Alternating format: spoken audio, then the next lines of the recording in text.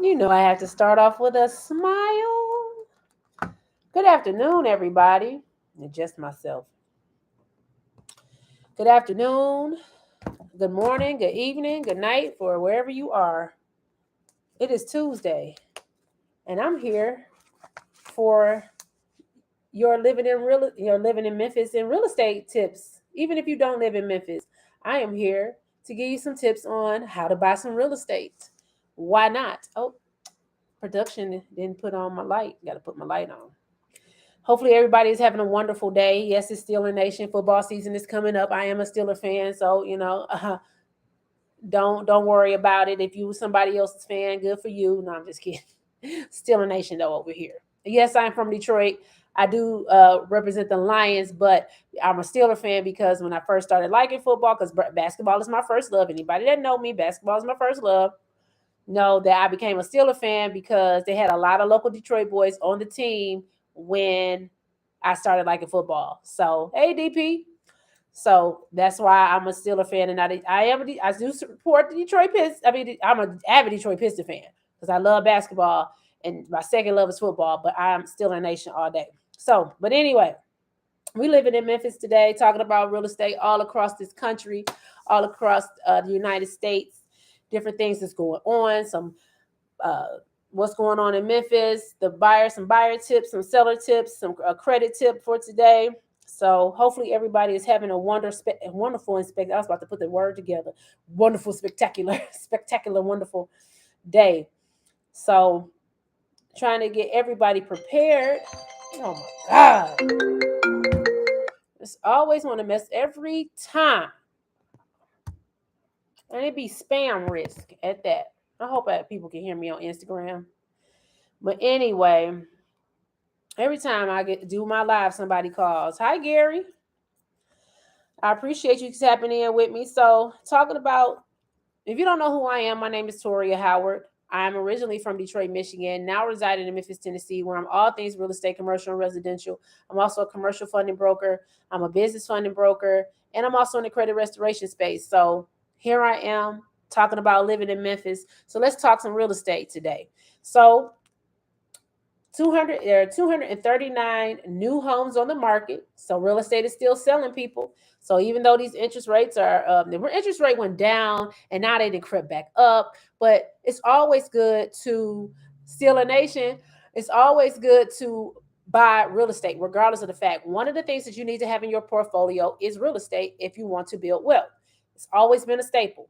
Doesn't matter the interest rates because of the fact that home value is still going to rise regardless of the fact. So, so there's 239 new homes on the market this week. There were 236 homes sold last week, so a lot of activity still. And then it's 151 pending. Pending meaning that they are on their way to closing. So the inspection period is over, the appraisal period is over.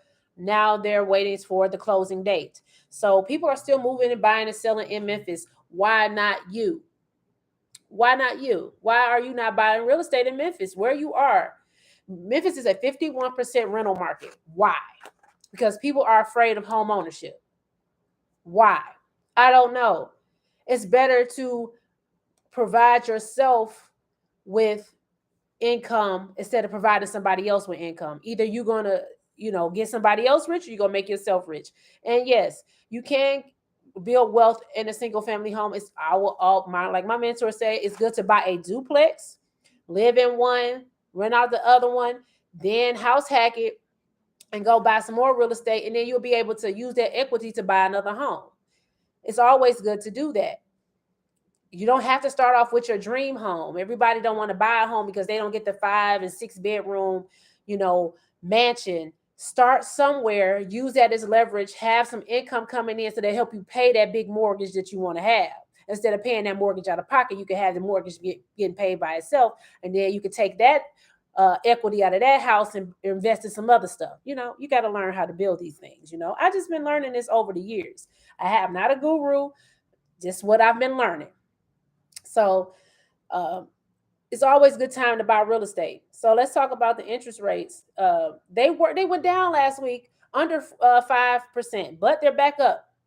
So you going either you gonna get in or you gonna just fit in where you are. So you keep on playing around with it. You keep waiting around. Oh, it's going to be a crash. There's not going to be a crash. Stop listening to these news and these news reports and all of that. There's no crash. It's coming.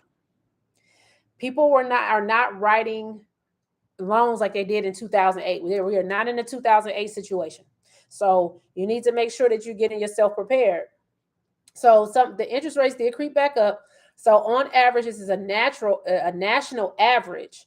Hey, Carlos, ain't seen you in a while. How you doing, King? Uh, this is a national average. Now, I always say from 740 to 800, 850, the interest rate is going to be the same. It doesn't matter. So as long as you at a 740, but you need to make sure that you at a 760. So just in case you take a hit on your credit during the home buying process, if you drop down to the 740, you'll still keep that same interest rate.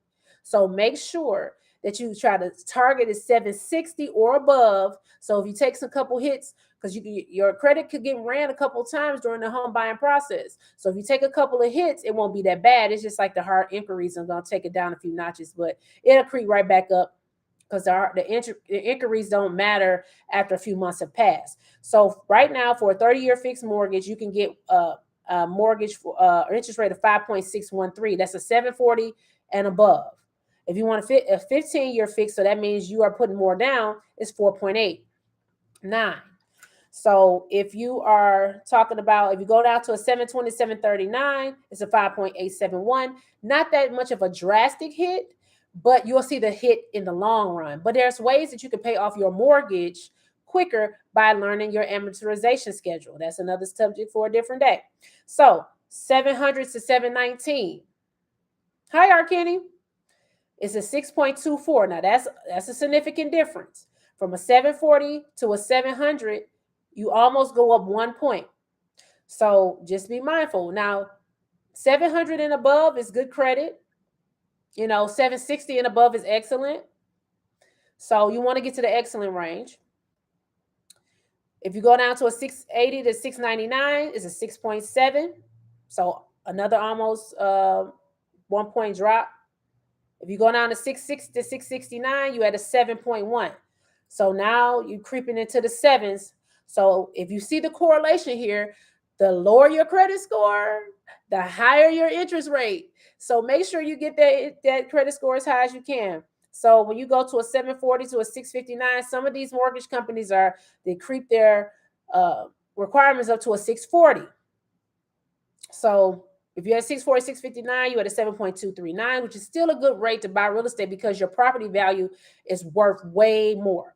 And it's going to continue to rise. And if you are at a 620, so some are still at the 620 range. Now, the 620 range will get you that first-time home buyer incentive. If you don't have a 620 and above, you most likely you will not. I'm not a lender. But I'm just talking to the ones that I've spoken to. You will not get the first-time home buyer incentive if you are under a 620. So you need to make sure if you need to buy a house really quickly, you need a home, and you don't want to wait till your credit score rise for a few months, the 620 is where you need to be to get that first-time home buyer program, but you're at a 7.2. So from a 5.6 to a 7.2, that's the difference. And if you do the math at the 30-year mortgage, it's a significant difference. Now, you can buy a house at 580, but you have to have a significant down payment. Now, if you have a significant down payment, some people had the cash and not the credit. Some people have the credit and the cash. Some people had the credit and no cash. So, but you have to have some type of skin in the game. You cannot come in and just with no money. The thing is, even if you get the first-time home buyers program, you might get help with your closing costs, you still have to pay for your inspection, your appraisal, and all the other little things that you have to pay for. So you still have to come with some money. I don't know if you've been told that you don't need no money at all. That's a lie. You do need some money at some point. Now, like I said, if you have a 580 and you need a home that bad, if you're an investor or something like that, and you have the money, if you have that significant down payment, you can do a rent-to-own program, but you got to have at least 10 to 20,000 to put down. I talked to a real estate investor last night, And he told me he'll do seller financing. That's usually what you do. But he wants 20%. So you have to come with 20%. If you don't have 20%, you need to get your credit score up. So just for that, just a little smack in the face a little bit. I do it with love just to educate you. So let's talk about something fun. I don't know about you, but I like a good cocktail. Living in Memphis, where are the best places to get the best cocktails? There are 15 places that I found. Number one was Side Street Grill. I'm not surprised at that, because if you ever been to Side Street, baby, Side Street, all you need is one. That's all I'm going to say. You got the Majestic Grill. You got south of Bill, which is downtown. Molly Fontaine's Lounge. I've never been there. Need to tap into that. The Beauty Shop restaurant. Beauty Shop does have good cocktails. I've been there for brunch and lunch. Blind Bear. The Bayou has good cocktails. I like them. Alchemy Memphis. I don't know why Bahama Breeze is on this list, but it is. Bahama Breeze, sorry, y'all, drinks are kind of weak. The Peabody Hotel, the Cove, Acre Restaurant, the Peabody Lobby Bar, Catherine and Mary's, and Bonefish Grill. Bonefish Grill has the best martinis. I forgot what is it, Tuesday or Wednesday. They have like a martini special. You gotta tap into that. I love me a good lemon drop. Who gonna buy me a lemon drop? Who taking me out for a cocktail? So anyway, let's get to it, right? So if you're a homeowner right now, I'll give you some tips on the 6 most expensive home repairs. This is what you need to, when you have a home, even if you're a homeowner, you're not an investor, you need to think as an investor. How much is going to cost for those major repairs? Roof, electrical, plumbing, HVAC, foundation. What's another one I'm missing? Oh, that's only 5. If you have a septic system, dependent. So let's talk about it. If you have a roof, if there's a sticks of damage to your roof and you have to replace it, or if you've been in your home for a long time, you're going to have to replace your roof between 15 to 20 years, I would say. 20 years, 30 years is pushing it. If you spent some good money on your roof, then you might be able to push it out to 30 years, depending on what you have, shingles or whatever. I like the metal roofs. The metal roofs are dope, and I think they last a little bit longer. But you might have to get it. I keep kicking my camera. I think they keep. You have to put some type of primer or something to keep it from rusting and all of that. I don't know. I'm not a contractor, but roof repairs can be cost up to $12,000 plus, depending on how big your roof is. So what you can do. I forgot about removing mold. So it's all about taking. So you need to find out how much does it cost for a full roof replacement. What you do is you take that cost, you divide it by 12. Then you take that number and you divide it by you divide it by you divide it by 12. That's what you do. You divide it by 12 and you will figure out how much you need to put aside every month for your roof repair. So I don't have a calculator on hand. Do I have a calculator on here? Just to give you an example.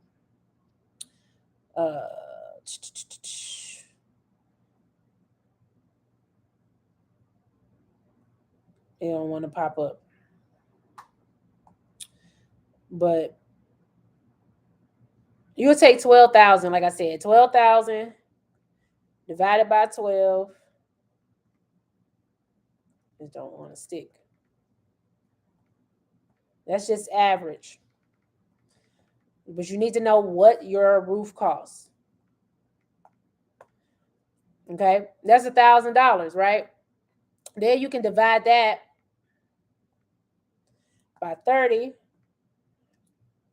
So that's $33. So at minimum, you need to save like $33 a month, or maybe $100 a month if you want to do that. Because you can do it by 30. Because you're not gonna have to do it. You can divide it by 30, and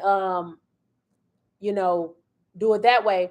But you need to save that amount every single month. As soon as you get your house, how much my roof is going to cost to fully repair? Because if you get the home warranties, let me tell you about the home warranties. They get you. If you don't read your contract, they don't, especially state harm. I would just say that they don't want to pay for nothing. When my house, flooded out, it gave me a hard time. So you need to make sure that you're saving for these repairs yourself. So because they don't want to pay. They're gonna come up with every excuse, and then they're gonna give you the least amount. It don't matter if you've been paying them for years, they're gonna try to give you the least amount. And it might not even cover what you want. So just telling you from experience. So take whatever the cost of the repairs are, divided by 12. That's how much you save. And then you divide by 12 and then divide by 30. And then you save that every month. If you can do more, do more. Removing mold can often cause water damage from flooding or leak foundation. So you got to be mindful of that. So that can cost between $500 to $6,000. Mold is a hazardous, so you have to get that removed. So that same technique, take it, divided by 12, divided by 30, then save that much. Plumbing issues. Plumbing is about as much as a roof. If you got an older home or whatever, a lot of times when you have an FHA loan, they don't allow you to buy an older home and there's nothing that's updated. You have to have updated things. So that's a good thing. But if you say, for instance, you're buying a home and you want to fix it up, you have to know still, if you even want to fix it up, or if you need to replace your plumbing, the plumbing can be between $100 to $10,000. That's just to fix it. That's not to get them to come out. Now that's where your home warranty, your homeowner's insurance and your home warranty are two different things. Homeowner's insurance is supposed to help you protect your home from like substantial damage from, outside forces. Your home warranty, helps with the inside, appliances, plumbing, things like that, electrical. But you got to read your contract on that as well. Yeah, it will definitely make you sick. Your home warranty, sometimes you think you covered on some stuff and it's not covered. So make sure you get whatever you want covered. Make sure you pick the right package. So plumbing issues, 100 to 10,000. Septic systems. If you are living in a rural area, sometimes you have a septic system. Even sometimes you live in a city, you might have a septic system. That they make you, it could be a city problem. If it's under your house, you have to pay for that. That could be up to $12,000, just like your roof. Do the same thing. Take that cost, divide it by 12, divided by 30, save that money every single month. Think like an investor, even if you're a homeowner. Fixing foundation. Foundation can cost between $10,000 to $40,000. Especially if you have basements, like up in Michigan, we have basements. That foundation crack can cost you a lot of money. Same thing. Take that number. How much? You always think of the worst case scenario. Take that number, divided by 12, divided by 30, figure out how much it is, save that amount. And then last but not least, electrical issues. That can be more, about $4,000 and above. Worst case scenario. I always think of the worst case scenario. So I would say round that up to about 6. Round the electrical issues up to 6, divided by 12, divided by 30, save that amount every month. Or every 2 weeks if you want, however it is in your budget. So just make sure that you know how much those most expensive repairs cost. Roof repairs, removing mold, plumbing issues, septic, foundation, and electrical issues. Know those costs, save for those costs, because your homeowner's insurance, your sometimes your home warranty, those are two different things. Homeowner's insurance, home warranty, two different things, will not cover that. So make sure that you are saving for that. So let's go on to the buyer side, right? If you're looking to buy, there are steps. It's a process. There's steps to it. And even the steps have steps. So once you get a lender, get pre-approved, find your real estate agent, find you a home, you get it under contract. What happens once you get it under contract? These are the things that happens once you get it under contract. You have to call your team, your real estate agent, your lender. You have to put up your earnest money. Your earnest money, okay, is usually, your earnest money is usually, I would say, 5 to 10% of your sales price. So it all depends on how much the seller wants. So make sure that you know that. and you put up your earnest money. Then you send everything to the lender. Then you set the closing date based on the time of the contract. Then you have to pay for your inspection. Your home inspection is next. After you pay your earnest money, set the closing date, inspection, you have 10 days usually, 10 days for your inspection. And if you need an extension, something goes wrong, you need your real estate agent, like, don't make the same mistake as me. I went over one day at one time and didn't put extension in. You will need an extension if it goes over the 10 days. After the inspection occurs and everything, all that paperwork is sent in. Hi, sister. All that inspection is done and that paperwork is sent in. Then the appraisal comes. Then you get the appraisal. Then you figure out. So you have an inspection contingency. Then you have an appraisal contingency. Unless you take away those contingencies, that's up to you. But inspection has to happen regardless, because you need to know what the inner workings of that house. And sometimes you don't get everything. So the inspection is needed. Then the appraisal comes and you have the appraisal, and hopefully it appraise either above what you put in or at what you put, what your sales price is, what you put in your contract. If it goes below, then you might have to go back to the negotiations. And then you go through the period where you have due diligent repairs. So whatever happens in the inspection period, whatever they put on that sheet that needs to be repaired, then the homeowner has a certain amount of days to have those repairs done. Then you get your homeowner's insurance. Make sure you read your contract and make sure that you get the coverage that you need for your area. Like here, you might need flood insurance, wind damage, things like that. In Michigan, you might need flood.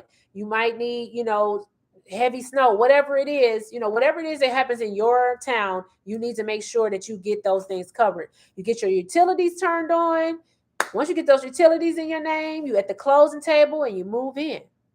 So the process has a process. Understand, the home buying process is a process, but once you get it under contract, there's more processes that goes into that. But don't be afraid of the processes. Everything is a process. So don't be afraid of the process. Get with the right people, get with the right lender, get with the right realtor. If you're in Memphis, hopefully you choose me, and you will be able to get through it. All right. So if you have any questions, you can reach out to me for any homeowner tips, because I am a homeowner, and or you have any questions about the home buying process, you can reach out to me. Now, last but not least, because I got to hurry up and jump on my Clubhouse room. Follow me on Clubhouse too if you're not on Clubhouse. If you're thinking about buying, how to increase your credit score to purchase a home, report your rental payments is one of the first things that you can do. If you need trade lines, the first thing that you need to do is report your rental payments. Why not get rewarded for paying your rent on time? Report your rental payments. You can contact me if you need any assistance with that as well. I have a company that I'm affiliated with. You have Rental Karma, that's who I'm affiliated with right now. But you have other places. Make sure you read the contract. And yes, you have to pay a small nominal fee. But what's a small nominal fee to get that credit boosted 30 to 100 points within 30 days? I'm just saying. So get a secure credit card with no credit check. You don't want any hard inquiries. And if you do get hard inquiries, you got to get them removed quickly. Depending on, because you need 3 months of clear credit to, or showing that you have clear credit during the process. Now, if you have the credit, if you have a 630, 640, 650, you can probably get a Capital One card. You can start off, you might have to start off with a secure card. But it's all about your credit profile. It's not about the score. You have to have a thick file. You have to have a mixture of credit on there. Credit cards, personal loans, revolving credit has to be on there. You need to have at least 3 to 4 different mixes of credit. If you have 2 credit cards and a personal loan, you have a furniture, a credit card, a personal loan, and furniture bill. Something has to be, put your rent on there. That's revolving because it's every month. Create a budget to pay down your credit card debt. One of the ways that I always, what I did to do my credit card debt, I started from the bottom because I didn't have that much income. But if you could start with the highest and work your way down, then do that. It's called a snowball effect. I'd like to call it the bottom up effect when you go from the bottom. So if you don't have a lot of income,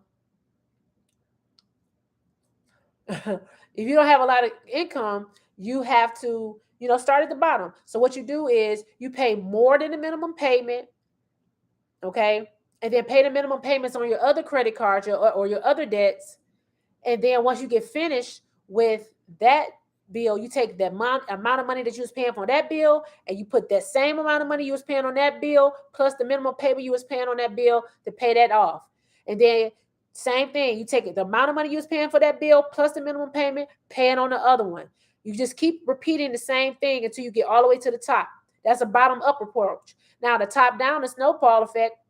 You start at the top, you pay as much as you can, then you pay the minimum payments, whatever it is that you can pay for that top debt, you got to pay as much as you can. I mean, you got to put as much, you got to throw as much money as possible at that top one because the interest rate probably is high, your balance is probably high. So you put as much as you can, but you got to pay yourself first. Make sure you pay yourself first, but you got to put as much as you can on there. And then whatever you get done paying that off, you take that same amount because you're not missing it. Don't go and spend it on nothing else to get in more debt. Take the same amount, pay it down on the next one. Then you'll be able to pay that stuff off faster. And then you'll see yourself having more money.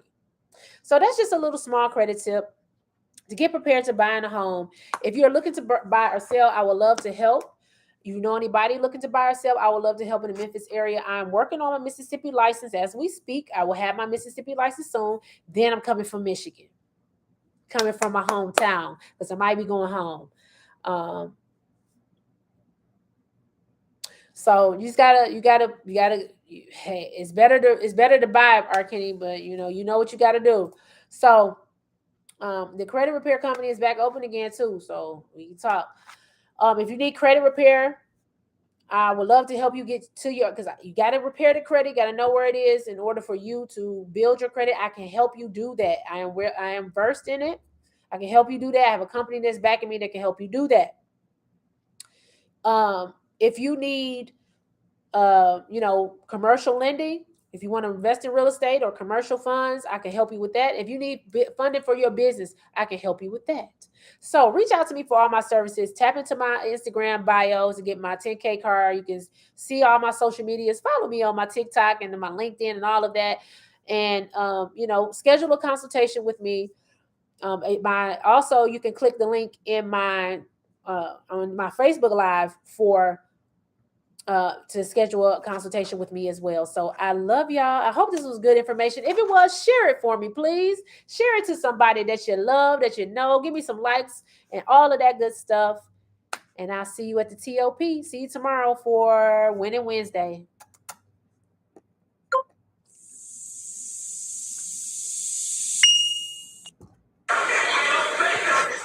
You know I have to start off with a smile. Good afternoon, everybody. And just myself.